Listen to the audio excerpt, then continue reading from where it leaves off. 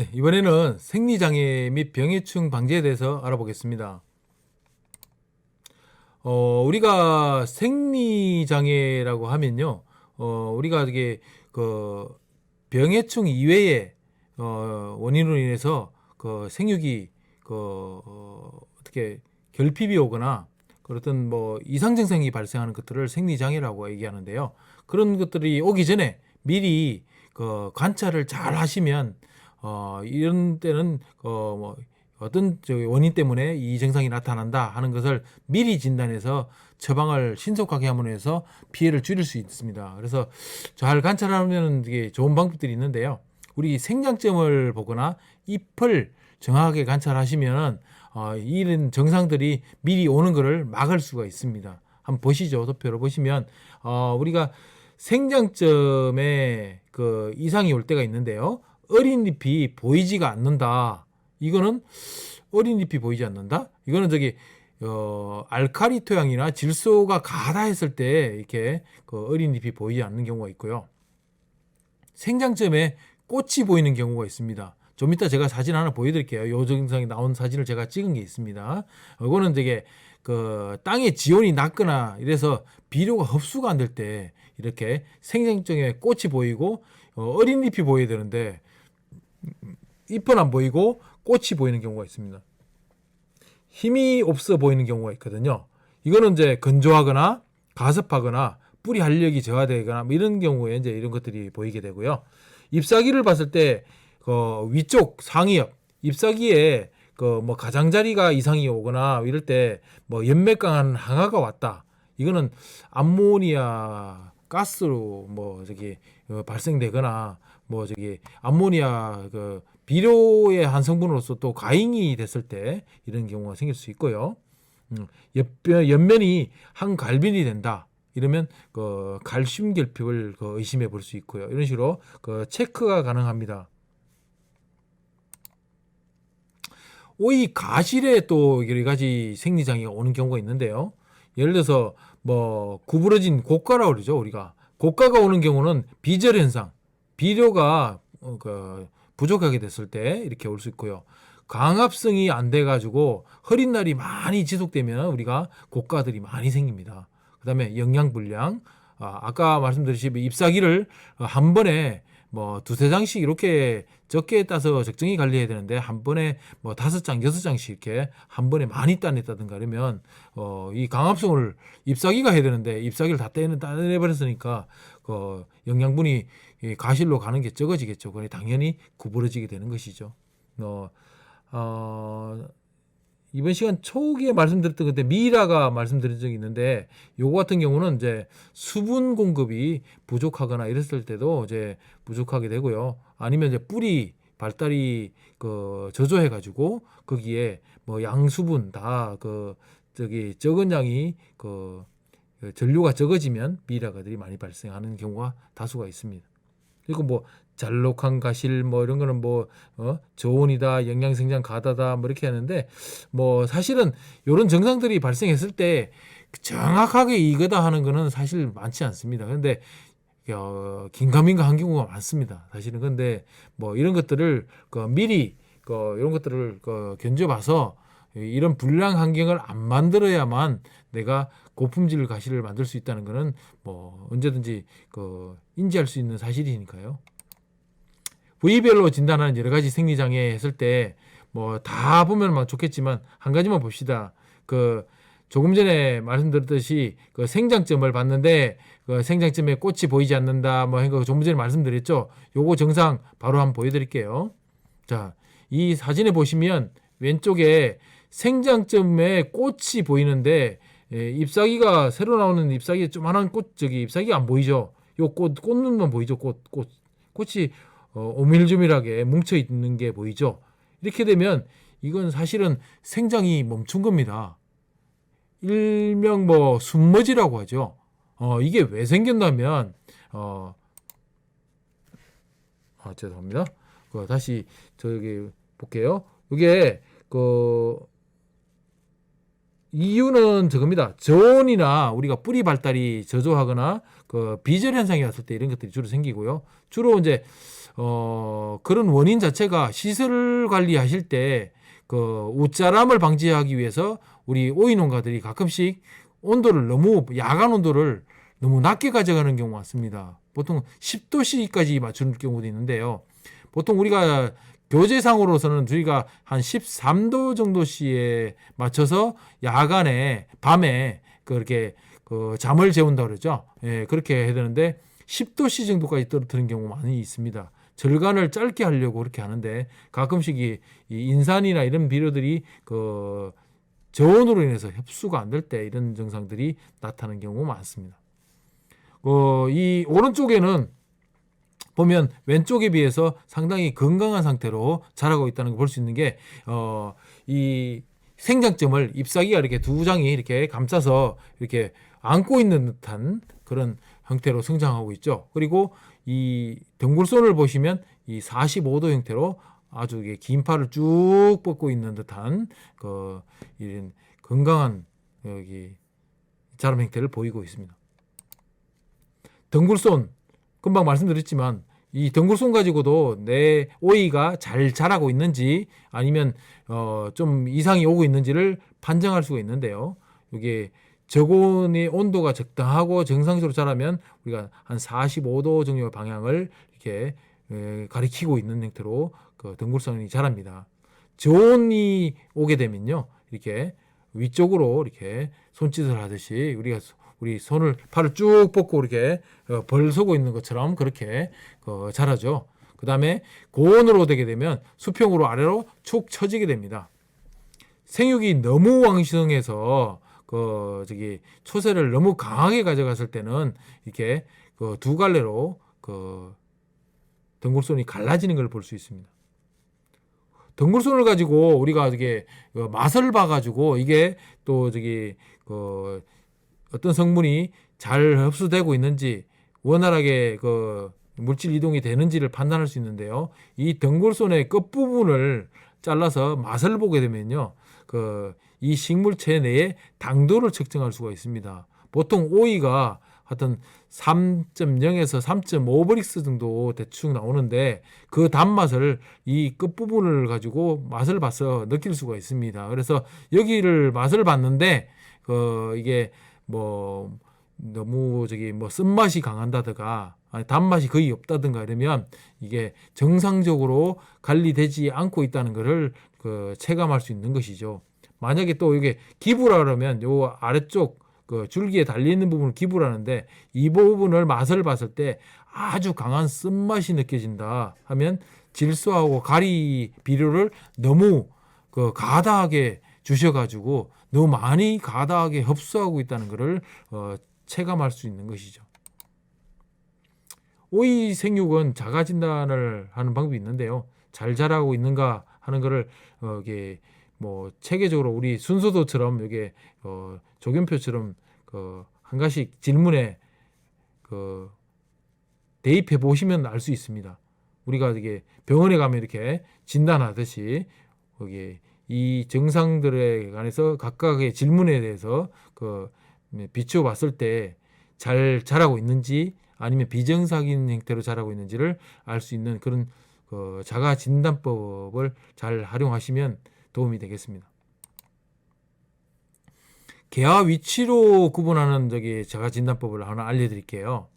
이렇게 오이가 이렇게 꽃이 잘 피었잖아요. 근데 제일 위쪽에 상위 쪽에 온을 피웠다든가 이런 꽃을 하나 딱 관찰하시면 그 부분에서 생장점 제일 윗부분까지의 길이, 줄기의 길이죠. 줄기의 길이를 쟀을 때 40에서 50cm. 그러니까 오늘 개한 꽃에서 위에 생장점까지의 길이요. 그래서 40에서 50cm 길이가 된다고 하면 아주 정상적으로 잘 생육하고 있는 것이고요.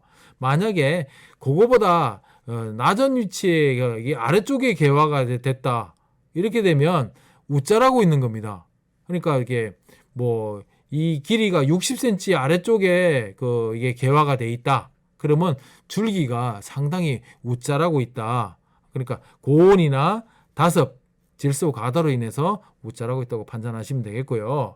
그리고 요 길이가 너무 짧아서 30cm 정도밖에 안 된다 하면 너무 세력이 약하게 건조나 고온에 의하거나 붕속일핍 등이 와서 못 자라고 있는 겁니다. 생육이 억제되고 있는 거죠. 그러니까 신속하게 그 영양제나 이런 것들을 공급할 필요가 있는 것이고요. 그래서 꽃이 개화되고 있는 위치에 따라서도 상당히 이 생육이 다르게 되고 있다는 것을 미리 감지하시는 좋은 방법이 되겠습니다.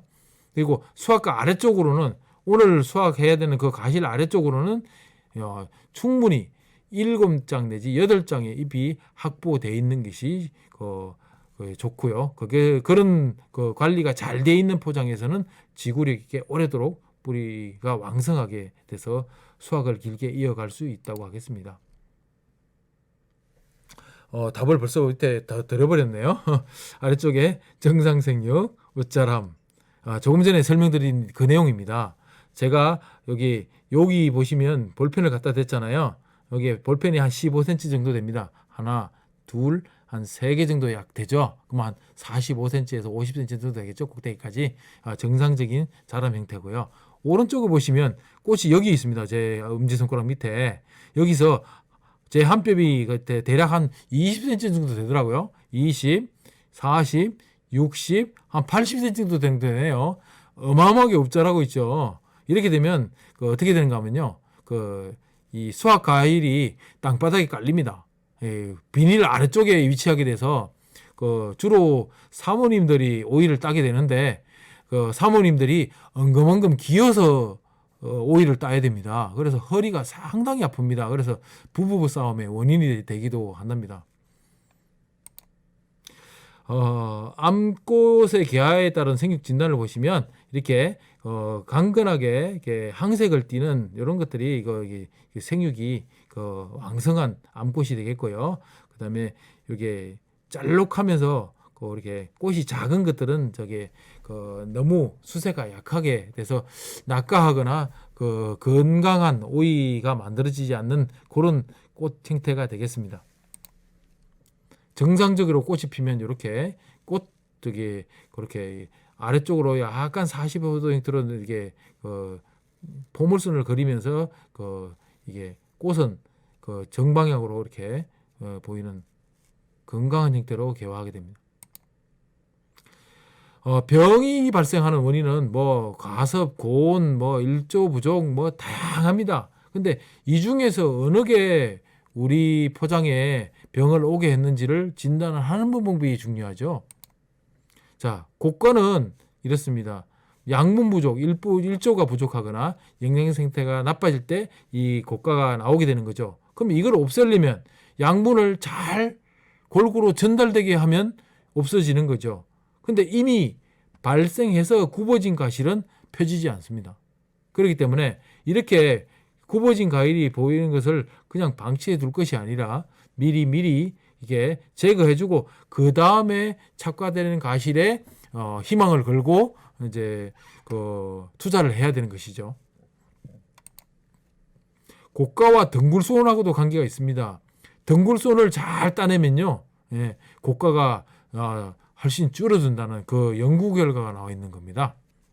덩굴손을 안 떼냈을 경우에는 가실이 더 많이 구부러지더라. 이런 거를 시험을 통해서 나온 결과네요.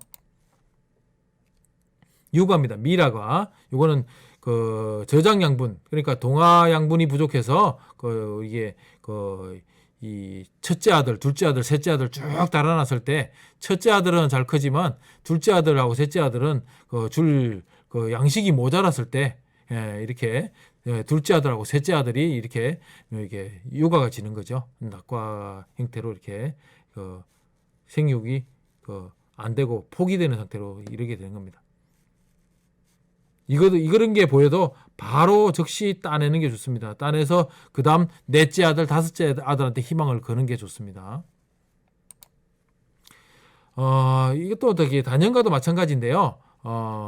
수분 상태가 불균일하거나 이것도 이제 뿌리 발달이 불량해서 여기 이 요구하는 형태를 보통 한 20cm 같이 크기도 하는데요. 그만큼의 자랄 수 있는 양분을 충분히 공급하지 않았을 때 이렇게 생육을 마감하기 때문에 이런 단연과가 생산되게 되는 건데요. 뿌리 발달이 깊고 넓게 돼 있다면 이런 과실이 나올 리도 없겠죠. 그러니까 이거는 정식 초기에 뿌리 발달을 잘못 시켰을 때 주로 이렇게 이런 것들이 많이 나온다고 할 수 있습니다. 그리고 너무 일찍 뿌리가 발달되기 전 7마디 전에 착과를 시키면 이런 게 나옵니다. 그러니까 어른이 되기도 전에 이제 말하자면 임신을 했다고 보면 되는 겁니다. 예. 요거 같은 경우는요, 간수 후에 물이 잘 확산되는지를 주인이 확인을 해야 되는데, 물을 주긴 주는데 이 두둑이 물이 잘 흡수되고 있는지 확인을 안 해서 제가 현장에 방문해서 이게 비닐을 걷어봤더니 이렇게 돼 있는 겁니다. 그래서 여기 물이 여기까지밖에 안 옵니다. 그러면 뿌리는 절대 이 물이 없는 곳에 갈 수가 없습니다. 그래서 여기까지 뿌리가 안 옵니다. 여기에 아무리 좋은 양분을 많이 투입을 했다 하더라도 여기에 양분은 이용할 수가 없는 것이죠. 그러니까 여기에도 뭐 물이 축축하게 젖어 있어야만 뿌리가 여기까지 뻗고 나가서 여기에 있는 영양분을 당겨서 쓸 수 있는 게 되는 거죠. 그러니까 여기에 물을 적시지 않는다는 얘기는 이 두둑을 100% 활용할 수 없다는 뜻이 되는 거죠. 그러니까 여기 점적 간수가 요 밑에 숨어 있는데요. 여기 주위로만 이제 활용을 하고 이 부분을 활용을 안 하게 되는 거죠. 예. 그러니까 100% 능력을 발휘를 못하게 만드는 그런 역작용이 되는 거죠. 그래서 뿌리가 메마른 두둑에는 절대 뿌리가 못 가니까 이걸 이제 인지하시고 뿌리를 제발 한 번씩 좀 관찰하셨으면 좋겠어요. 안 열어봐요, 내보내는 것들이. 다음은 곤봉갑니다.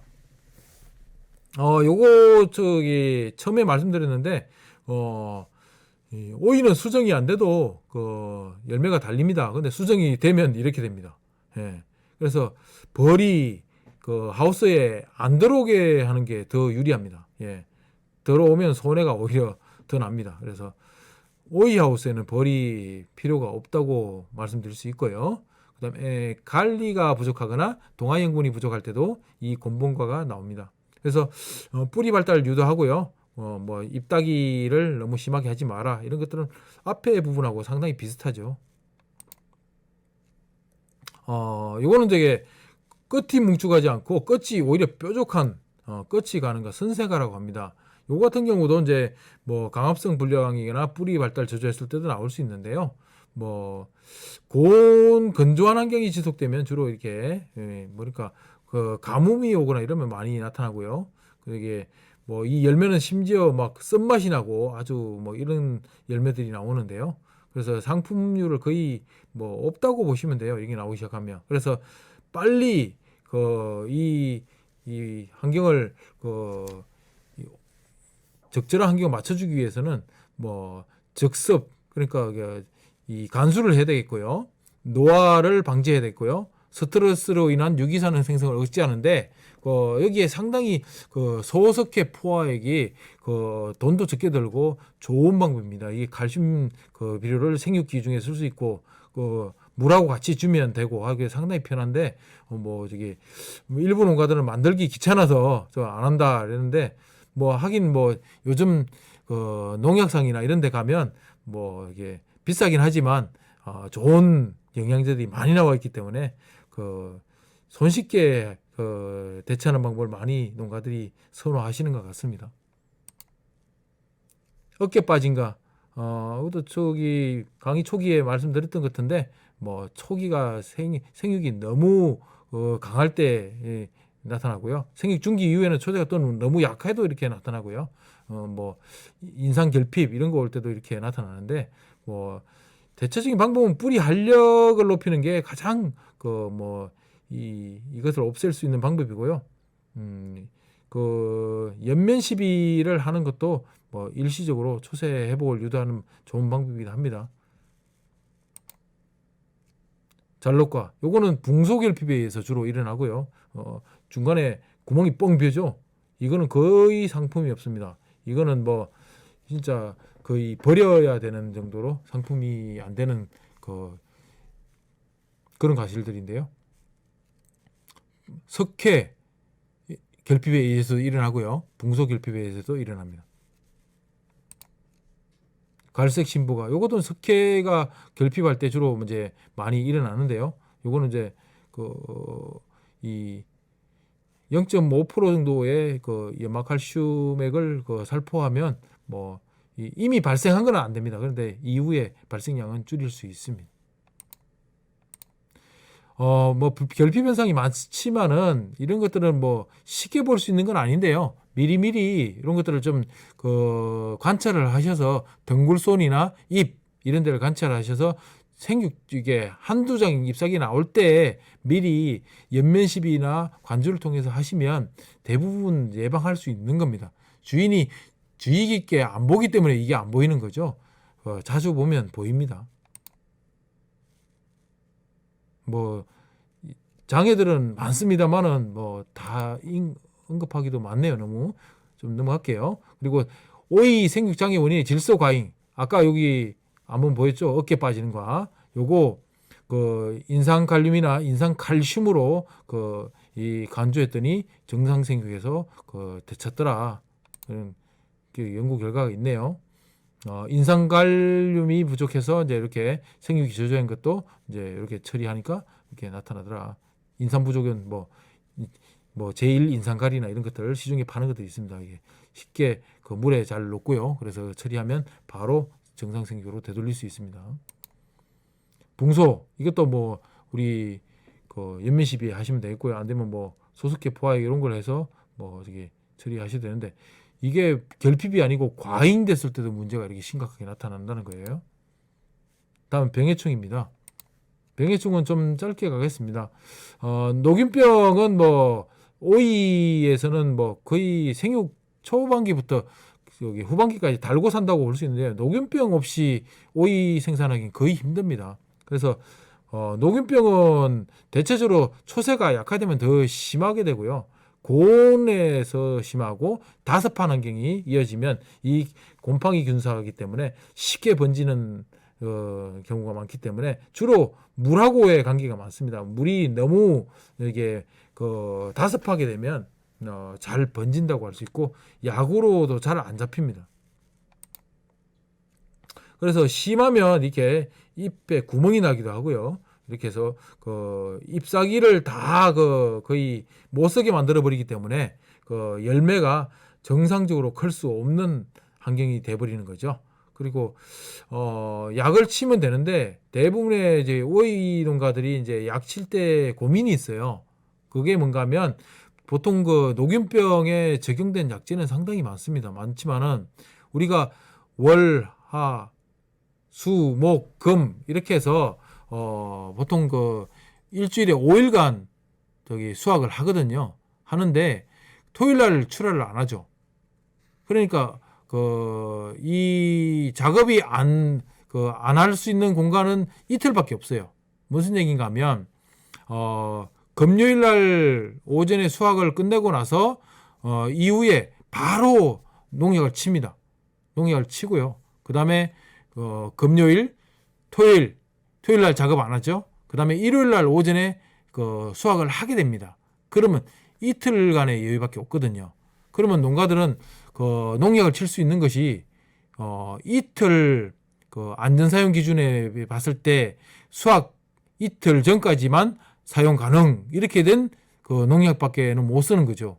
그러니까 농약이 100가지가 있다고 하면 그 중에 사용 기간이 이틀 전에 사용 가능한 농약은요 한 10%밖에 안 됩니다. 정말 오이 농가들은 농약을 고르는 선택 기준이 좁을 수밖에 없는데요. 뭐 그럼에도 불구하고 치긴 쳐야 됩니다.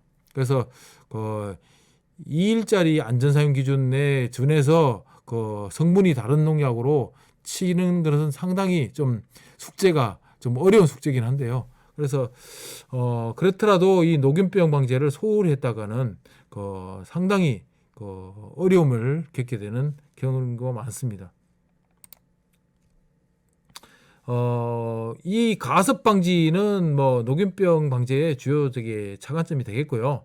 잎이 젖어 있는 시간을 최대한 줄여주는 게 관건입니다. 그러니까 밤을 지샜는데 잎이 축축한 상태로 밤을 지샜다. 이러면 그 공간에는 반드시 녹균병이 옵니다. 그러니까 잎이 젖어 있는 시간을 줄여주라 하는 것이 이제 그 숙제고요. 그리고 잎을 건강하게 두텁게 만드는 것이 또한 이기는 예방 방법이 되겠고요. 약재를 살포하실 때 그 정식 2주경부터 보호살균제를 예방 위주로 살포하시는 게 좋고요. 그다음에 발병 후에는 그 살균제를 치실 때 그 정균 서균제라 그래서 잘 침투할수록 도와주는 이 저거하고는 틀립니다. 우리 그 전착제하고는 개념이 약간 틀린데 잘 흡수되도록 도와주는 정균 서분제가 시중에 나와 있습니다. 그거를 3000배 혼용해서 이렇게 하시면 잘 이 침투 이행될 수 있도록 약효가 잘 나도록 도와주는 그런 약재를 혼용해 쓰시면 방제를 잘 할 수 있다고 볼 수 있습니다. 녹균병 급성입니다. 이거는 신속하게 뭐 한 2, 3일 안에도 거의 포장 하나가 전체가 번져서 피해가 심각해질 정도로 이게 심각해지는 그런 경우가 있는데, 이런 것들을 그때그때 잘 확인하셔서 녹균병에 잘 대처하셔야 됩니다. 흰가루병은 건조한 환경을 만드시면 번지기 시작하는데, 이게 잎을 죽이지는 않습니다. 잎을 죽이지는 않지만 수세를 급격히 떨어뜨리고요. 심지어는 이제 열매까지도 흰가루가 묻어서 이 소비자들한테 가면 농약이 묻었다고 크레임이 들어오죠. 예. 그런 경우도 있고, 이 자체가 곰팡이니까 오이에 곰팡이가 핀 걸 유통하느냐 이렇게 해서 또 이렇게 오해를 받을 수도 있고, 하여튼 상당히 불리하니까 하여튼 이게 습도 관리를 유의하기 위해서 관리를 하셔야 되겠습니다. 발병 환경은 기온차가 심할 때 많이 발생하고요. 예. 습도가 60% 이하로 되면 아주 발생을 잘 하고요. 뭐 다양한 식물들에 다 발생합니다. 오이, 참외, 호박, 수박 다 발생합니다. 연구 결과에 보면 규산질 비료를 시용하면 이 흰가루병을 아주 많이 줄일 수 있다고 연구 결과가 나온 게 있습니다. 미리 그래서 정식 전에 토양에 혼합해서 규산질을 처리하면 방제가가 40% 이상이 나온다고 이렇게 연구 결과가 나와 있습니다. 뭐 약재를 치는 방법도 있는데요. 우리가 친환경 방법으로 나왔을 때 우리가 난황류라고 또 나온 게 있습니다. 그것들을 좀 치는 방법도 있고요. 그리고 이제 바이러스에 대해서 한번 살펴보겠습니다. 바이러스는 우리가 이 치료 약재가 없습니다. 이 바이러스 자체가 포장에 들어오게 되면 지금 현재까지는 뭐 제거하는 게 답이었고요. 근데 최근에 이제 우리 농업 관련 기관에 진단 키트가 보급됐습니다. 그래서 뭐 PCR을 통하지 않더라도 이렇게 진단 키트를 통해서 이렇게 제백을 짜서 확인할 수 있습니다. 이게 한 줄은 음성 반응이고요. 두 줄이 서게 되면 양성 반응인데, 이렇게 요 오른쪽에 보시면 이 농가 ZYMV 바이러스네요. 이게 정상인데 이게 두 줄로 양성 반응이 나온 게 있죠. 그래서 혹시 이런 재배하시다가 이런 비슷한 증상들이 나온다 하면 확인을 해봐야겠다 하면 요 잎사귀를 채취하셔서 밀폐된 봉지에 담아서 가까운 농업기술센터에 방문하시면 즉시 요건 5분 이내로 거의 확인이 가능합니다. 그래서 이게 확인이 됐으면 신속하게 이 감염된 오이 줄기와 전체를 제거하시는 게 맞고요. 이 제거하실 때 주의사항이 있습니다. 뭔가 하면 여기에 붙어 있는 주로 이제 바이러스를 옮기는 것들이 뭐 총체벌레도 있고 진딧물이 옮기는 바이러스도 있는데요. 그 진딧물이 주로 많이 옮기는 바이러스가 많은데 여기에 붙어 있는 벌레를 놓치면 안 됩니다. 그게 뭔가 하면 그 여기저기 초창기에는 그 진딧물이나 이런 것들이 옮겨 다니지 않습니다.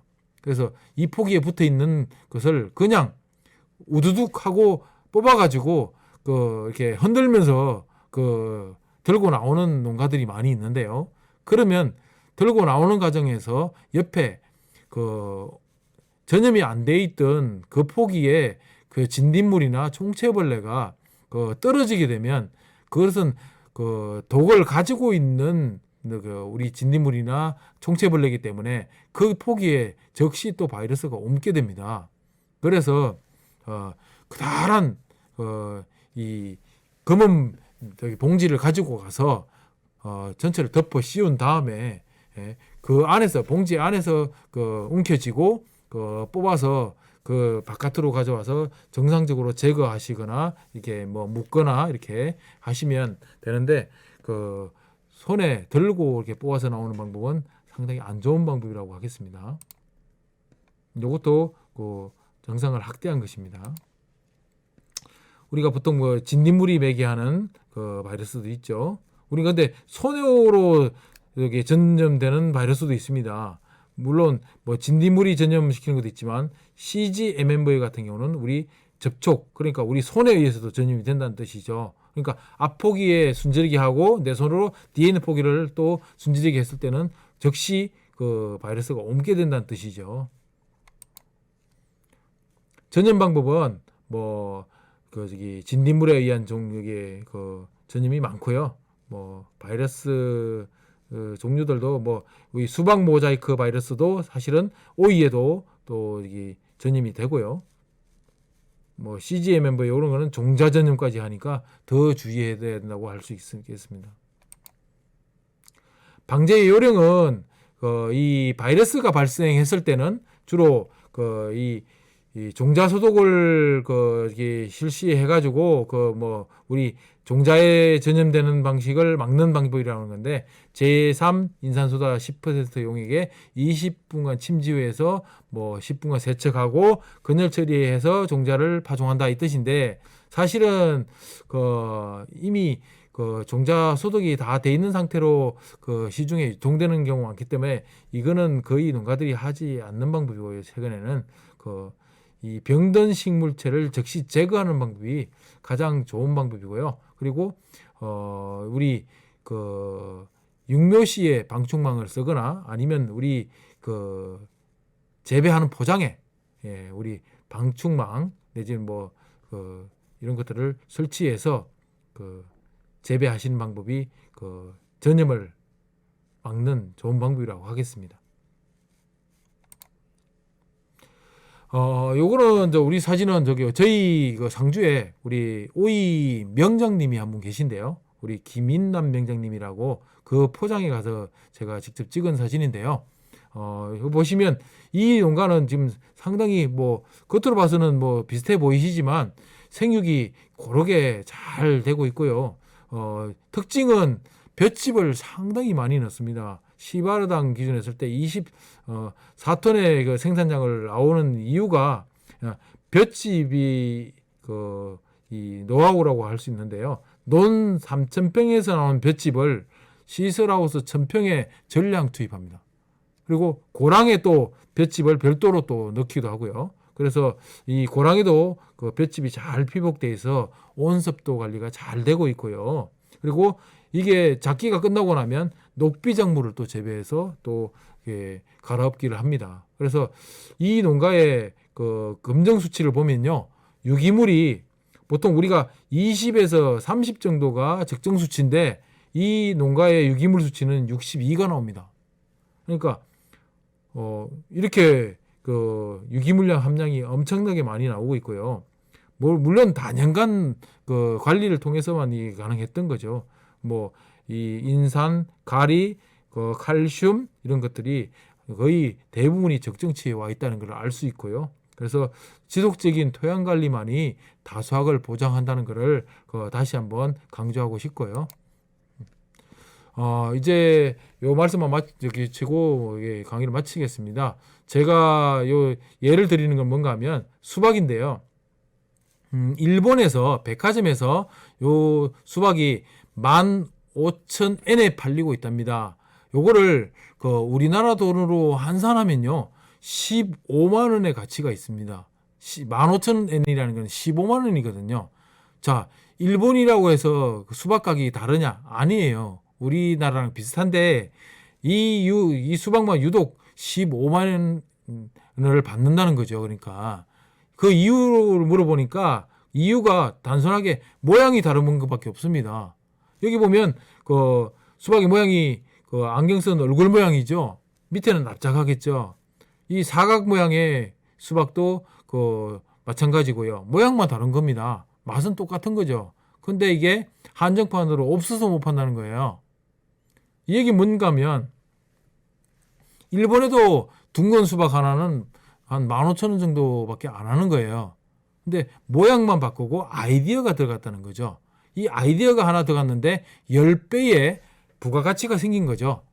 그러니까 우리 농가들도 작은 아이디어 그냥 지나치지 마시고요. 우리 오이 농사 재배하실 때 아이디어 어떤 공유하시고 새로운 아이디어가 있으면 한번 접목해 보시고 이렇게 아이디어를 접목해서 오이 농사를 재배하시면 더 높은 부가가치를 창출해낼 수 있다. 이거를 말씀드리기 위해서 이 커트를 넣고요. 생각을 조금만 바꾸면 여러분들도 오이 농사 짓는 부자가 될 수 있다고 말씀드리고요. 제가 여기까지 준비한 사항을 다 말씀드렸고요. 올해 오이 농사로 대박을 내시길 바라고요. 정말 건강하시고 억대 농부로 우리 오이 농사 지속해 주시기를 다시 거듭 한번 부탁드리겠습니다. 감사합니다.